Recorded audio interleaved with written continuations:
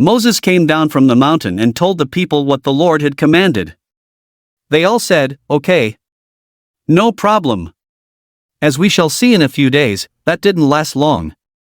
The Israelites said yes over and over to God, and then said no, over and over again. So much like us. It's a good thing God forgives us over and over again.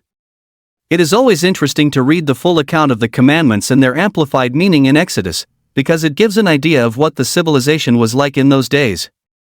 The commandments were not all totally new, as many of them were based on the Code of Hammurabi.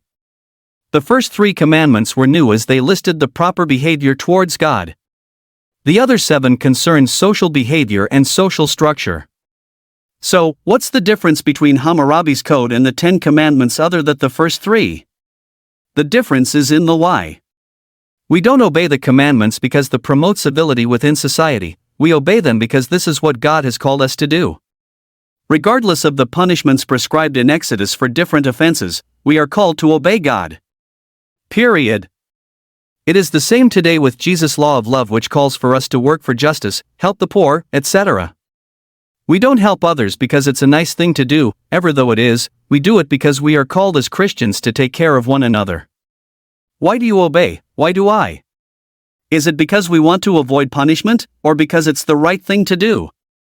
Loving and forgiving God, you call us to act toward our brothers and sisters in a loving way regardless of whether we might be punished or not. Help us to engrave your law on our hearts and be faithful to you. Amen.